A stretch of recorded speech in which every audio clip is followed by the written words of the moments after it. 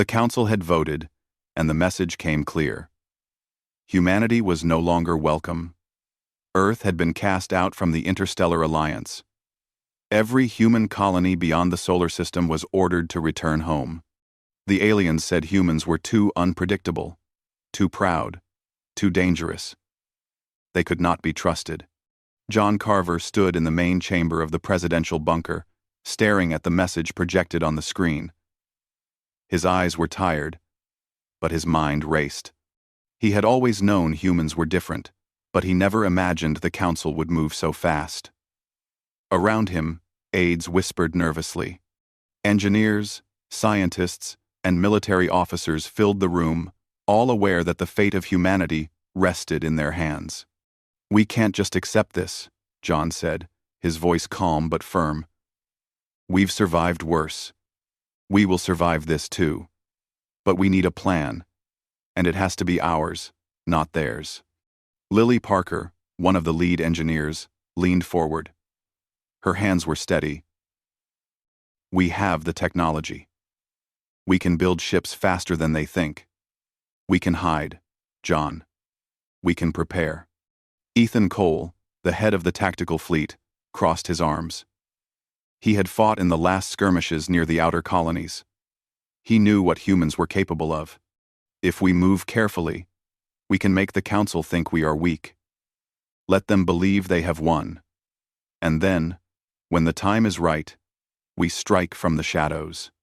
Grace Harper, the young diplomat who had watched every council meeting, shook her head. "We have to be careful. One wrong message, one leak, and the council could destroy us before we even start. We need allies, secret allies. There may be some races willing to help us, but we can't trust anyone too much." Sings for watching. We forming. John nodded. "We start small. We will use what we have in the solar system.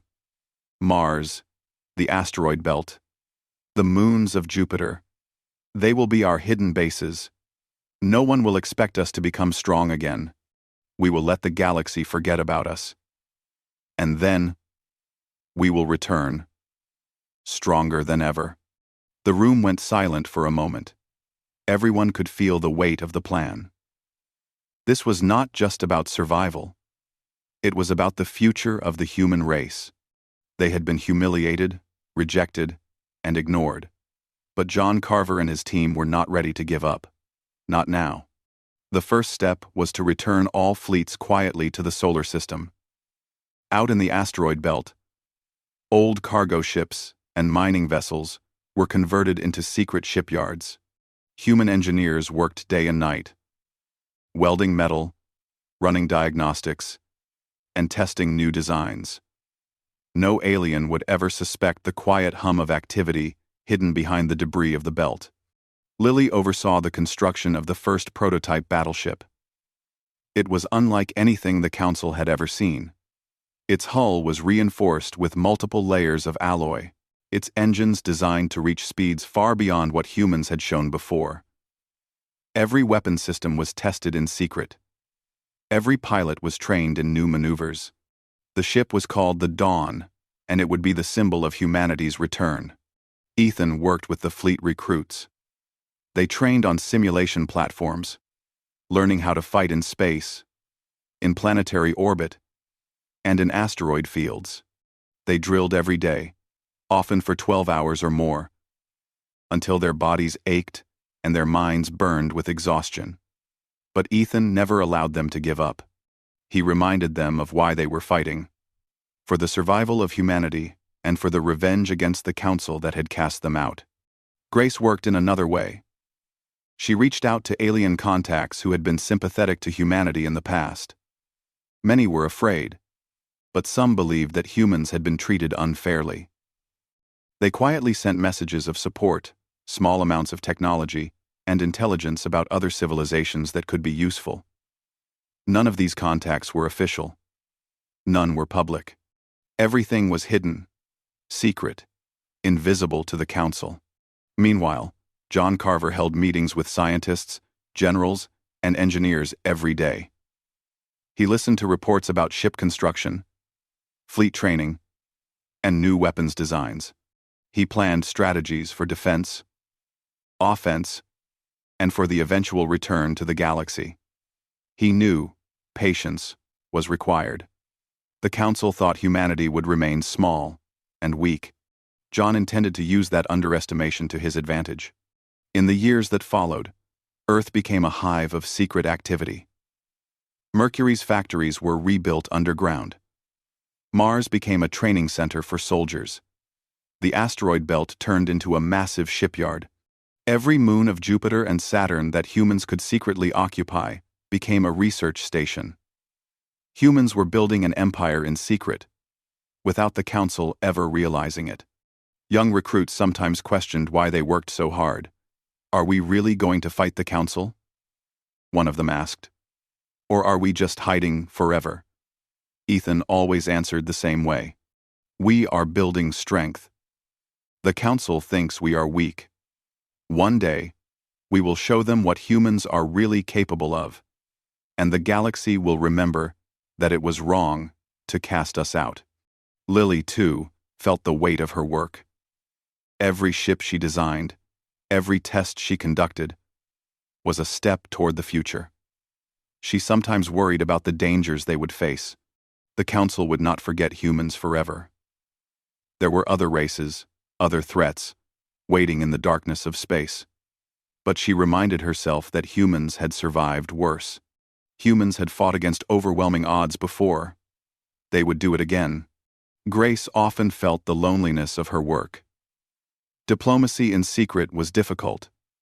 She could not trust anyone fully. She could not reveal humanity's strength too early. But she also knew that allies were necessary. She carefully chose who to approach and how to approach them, sending messages that could never be traced back to Earth.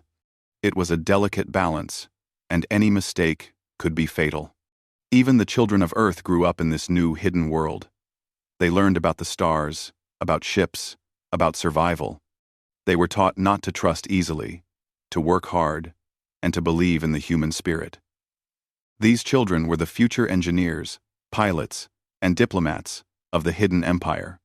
Their education was secret, but it was designed to make them strong. Time passed quickly. Within a decade, the first major ships of the Dawn Fleet were complete.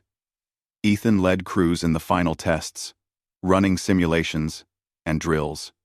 Lily watched with pride as her designs performed beyond expectations.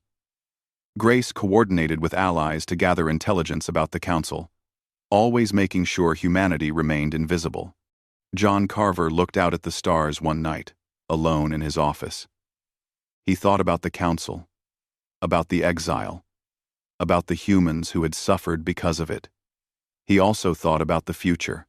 One day, humanity would not only survive, they would rise. And when they did, the galaxy would have to pay attention. The Council had cast them out, but it had also given them a gift: time to grow, to prepare, and to become stronger than anyone could imagine. The first part of humanity's hidden empire was almost complete. Ships glinted in the asteroid belt. Soldiers trained endlessly. Engineers worked tirelessly. And diplomats moved in silence.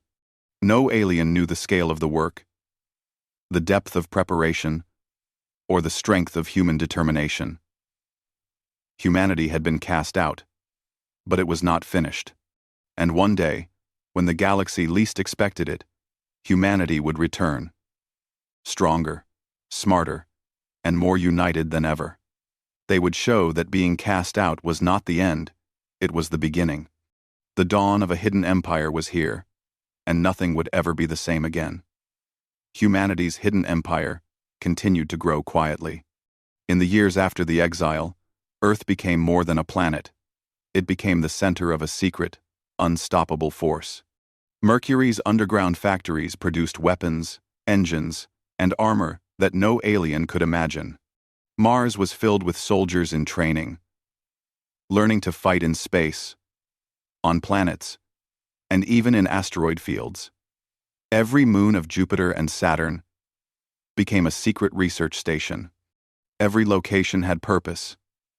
Every effort was precise.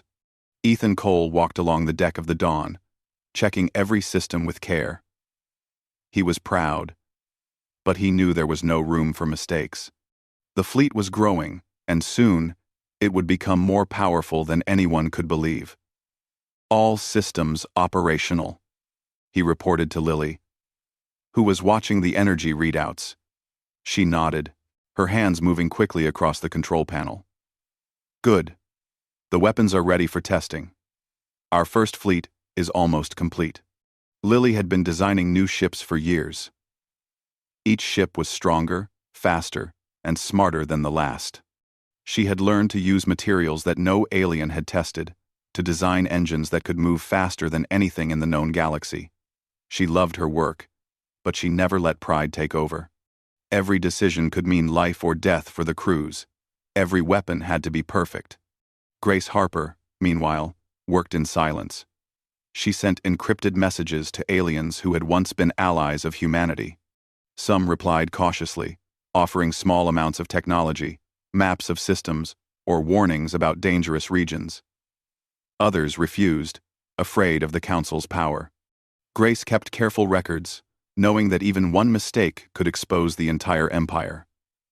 She often worked alone in her office, thinking about the future, planning how to protect humans and keep the empire hidden. On Mars, soldiers trained every day. Young men and women ran drills, studied strategy, and learned to fight in conditions they had never imagined. Ethan oversaw every session. He pushed them hard, but he also reminded them why they trained so fiercely. "The Council thinks we are weak," he said one morning. "They think we cannot fight. One day, they will regret that thought. One day, they will remember what humans can do." The soldiers cheered, their confidence growing with every exercise. Lily's newest project was the Dawn-class battleship. It was larger, faster, and more dangerous than any ship humanity had built before. She had spent months perfecting the weapons, testing the engines, and improving the shields. Ethan had piloted test runs, and every time, he found the ship's limits. Together, they pushed the Dawn to new heights. Grace kept tabs on alien fleets near the outer systems, sending intelligence to make sure their work remained secret. In the asteroid belt, shipyards were alive with activity. Drones carried heavy metal, workers welded plates together, and engineers checked engines that could outrun alien pursuers. The noise was constant, but it was music to the humans' ears. It was the sound of preparation, of growth, of strength being built in silence. No Council observer could see it. No alien knew what humans were planning. John Carver often walked among the workers. He did not wear a uniform or a badge. He wanted to see the effort with his own eyes. He watched young soldiers practice in zero gravity, watched engineers test new weapons, and watched Lily inspect every ship. He smiled quietly. The Council had thought humanity weak. The Council had thought humans would surrender. They were wrong. Years passed. Humanity's hidden empire expanded further. Mars became more than a training center. It became a fortress. Hidden bases on moons became research labs for new energy sources, stronger shields, and advanced communication systems.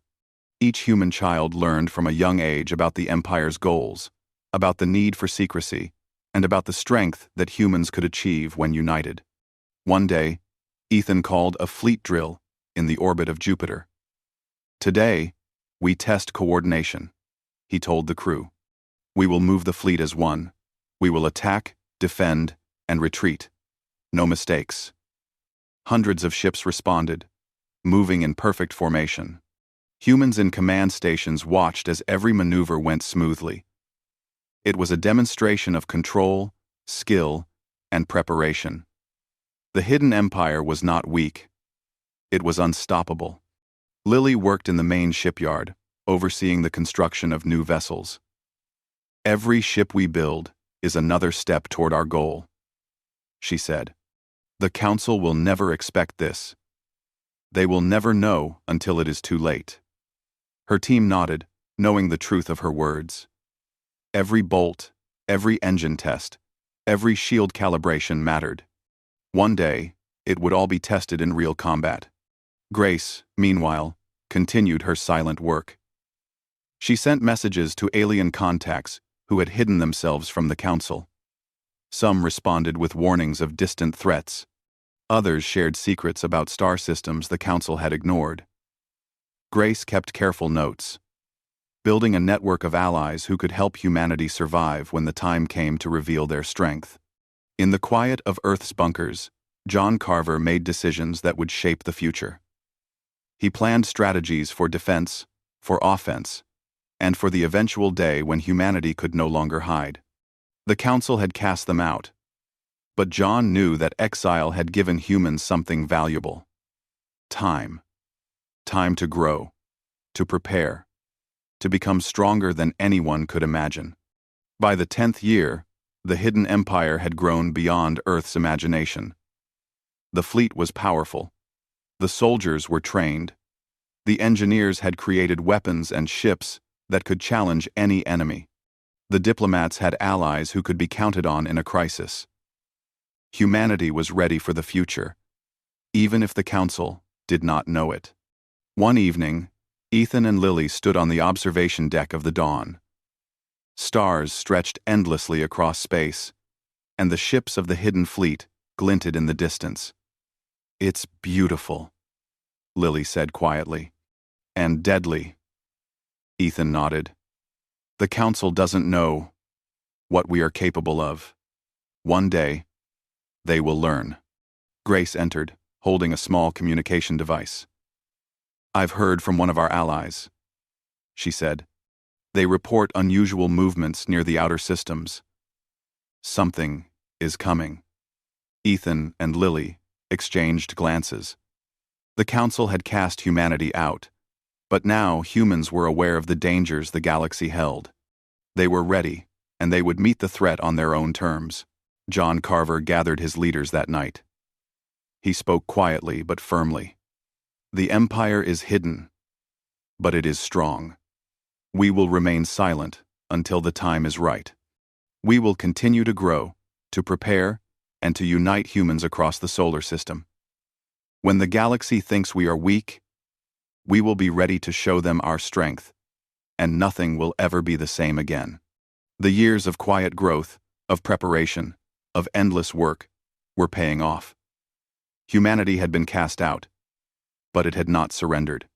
Humans had used exile as fuel, building a hidden empire that could survive any attack, challenge any enemy, and claim its place in the stars. And as humanity looked outward from the solar system toward the infinite darkness of space, every human knew the truth. They were no longer just survivors. They were builders of a hidden empire, and one day, the galaxy would pay attention. The hidden fleet glided in formation above Mars. Soldiers trained on the surface. Engineers worked in underground factories. Diplomatic networks hummed quietly. Every action, every plan, every decision was a step toward a future the Council could not even imagine. Humans had been cast out, but humans had built something far greater than exile could destroy. And one day, when the time was right, the hidden empire would rise. Every alien, every Council member, every star-faring civilization would see what humans could do. The solar system was no longer just a planet. It was the heart of a hidden power that no one could ignore. Humanity was growing, learning, and preparing for the moment when it could take its place in the galaxy not as exiles, but as rulers of a destiny of their own making. For now, the Empire remained secret. But every dawn, every star, every quiet corner of the solar system carried the promise of humanity's return. Ethan, Lily, Grace, and John Carver knew it. The hidden empire was alive, growing, and ready. The galaxy would never forget the humans it had cast out. and humanity would make sure of that when the time came. The calm of humanity's hidden empire was broken one morning, when the sensors at Neptune's listening post detected unusual activity. Ships moved near the edge of the solar system, strange and silent, unlike anything the humans had seen before. The signal was faint, but unmistakable.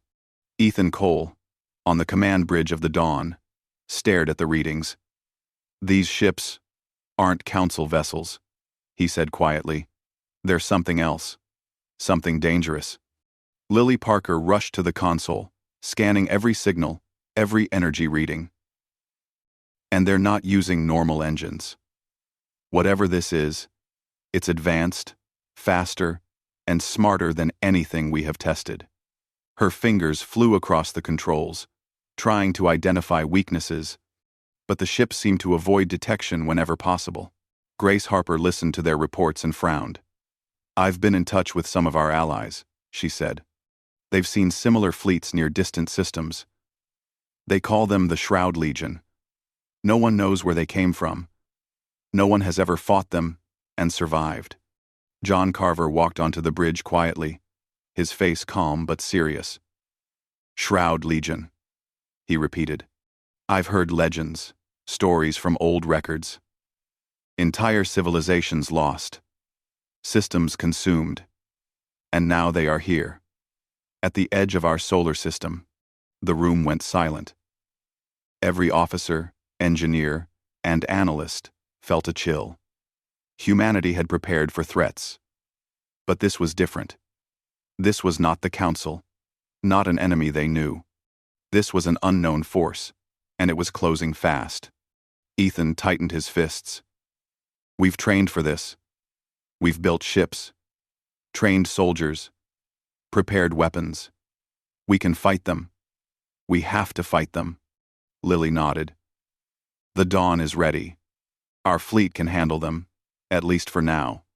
But we need to understand their technology. If we don't, we could be destroyed before the Council even arrives." Grace shook her head slightly. "We cannot trust the Council. They might try to take control once the fight starts. They cast us out before. Why would they help now? We must rely on ourselves first. We fight on our terms, not theirs." John looked at the young leaders and nodded. "Then we prepare. We gather the fleet. We strengthen defenses. And we wait for the moment when we can strike, when we can protect humanity, and make sure the Shroud Legion does not consume us." The fleet mobilized quietly. Hundreds of ships moved from hidden bays, asteroid shipyards, and moon bases. The human soldiers trained for years now were ready to command these vessels. Pilots who had learned to fight in zero gravity, around planets, and among asteroid fields. Ethan coordinated the drills personally, making sure every maneuver was perfect, every system checked, every weapon ready. Lily continued her work, monitoring the energy shields and testing new weapons systems. The Dawn and its sister ships were armed with advanced cannons, missile systems, and energy beams. Every detail had been perfected over years of secret preparation. For the first time, the humans would face a real unknown enemy, and Lily wanted to be sure they would survive. Grace sent messages to hidden allies across the galaxy. Some responded with warnings. Some provided data on the Shroud Legion's movement patterns. Others refused to respond, fearing the power of the Council and the unknown force. Grace carefully collected intelligence, knowing that even one piece of knowledge could mean the difference between victory and disaster. The humans watched as the Shroud Legion moved closer. Their ships were enormous and dark, absorbing light and moving silently through space. Every sensor on the Dawn and other ships struggled to detect their full numbers. These were not simple invaders. They were precise, organized, and deadly. John Carver gathered his leaders in a strategy room. "We've trained for years," he said. "We know our ships, our weapons, and our people. The Shroud Legion may be powerful, but they do not know us. They do not understand what humans are capable of. We fight smart, we fight together. and we fight to protect not just Earth, but the future of humanity. Ethan stepped forward. We will form 3 main groups. The first will engage and test their defenses. The second will protect key planets and stations. The third will move in secret, ready to strike where it matters most. Timing is everything. One wrong move, and we lose everything. Lily added, I've designed new energy disruptors for the fleet. They can overload shields, disable engines, and create openings for our main attack. We've never used them in combat, but I believe they will give us an advantage. Grace nodded. And I've confirmed some support from our allies. They will not fight with us directly, but they will provide intelligence, supply routes, and hidden channels. Every advantage counts. The humans waited as the Shroud Legion approached the outer planets. Their first target seemed to be one of the listening stations near Neptune. The station was old, but armed with hidden cannons and defenses. As the enemy arrived, the humans observed carefully. Suddenly, the Shroud Legion attacked. Ships appeared from the shadows, striking the station with energy beams that melted metal and shattered shields. But the station was ready. Hidden turrets opened fire, surprising the attackers. Explosions rocked space as the station fought back. Humans watched from their fleet, analyzing every movement, every weakness in the enemy formation. Ethan gave the order. Engage carefully. Use the disruptors. Test their response. Avoid heavy losses until we understand them. The fleet moved forward, energy beams flashing, missiles launched, shields absorbing hits. The Shroud Legion responded with precision. But humans moved faster, predicted their attacks, and countered at the right moments. Lily monitored every system on the Dawn, shields holding, weapons systems stable. Enemy engines are vulnerable after each attack. Prepare for coordinated strike. Ethan nodded. All units. Follow the plan. Target the weak points. And keep formation. Grace sent messages to allies. We are tracking the enemy. They are strong, but not invincible. Prepare any hidden support if needed. Small replies came back, confirming routes and intelligence. Humanity was not alone, even if their help was distant and limited. The first real battle lasted hours.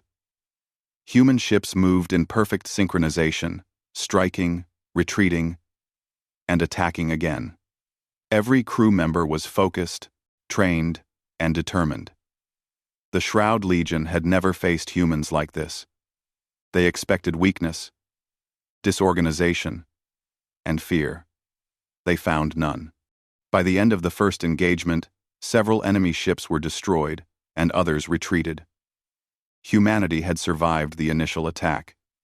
They had learned about the enemy, tested their weapons, and protected their key locations. The Council, watching from a distance, was stunned. Humanity was stronger than anyone imagined. After the battle, John Carver addressed his leaders. We've survived the first attack. We've learned about the Shroud Legion, and we've tested our strength. This is only the beginning. We must continue to grow, continue to prepare, and continue to fight together. Humanity will not be cast out again. We will survive, and we will prevail. Ethan looked at his fleet, tired but proud. They thought we were weak. They thought we could be destroyed. We have shown them that we are stronger than they ever believed, and we will continue to show them, one battle at a time. Lily smiled, though exhaustion showed on her face. We are ready for the next engagement. We have weapons, strategy, and the will to win. The Shroud Legion is powerful, but humans are smarter, faster, and more determined than any enemy has seen before. Grace looked at the stars, thinking of the dangers yet to come. We cannot stop now. The Shroud Legion is only the first. The galaxy is full of threats. But we are ready. We are humans, and humans do not surrender. In the following days, the humans strengthened defenses, repaired damage from the first battle, and continued intelligence gathering. Every crew, every engineer, every soldier knew that the real test was coming. The Shroud Legion would return, stronger, more prepared. But humanity was not afraid. The hidden empire, built in secret over years, had revealed its first strength. Humanity had survived its first encounter with an enemy more powerful than the Council had ever imagined. And as they prepared for the battles ahead, they knew one thing for certain: no one would ever cast humanity out again. The stars above the solar system were no longer calm. The Shroud Legion lurked in the darkness, but humanity's hidden empire had awoken. Ships glinted in formation, weapons ready, soldiers alert. Earth and its allies were no longer weak, no longer silent. The galaxy would soon see the power that had grown in secret, and nothing would ever be the same again.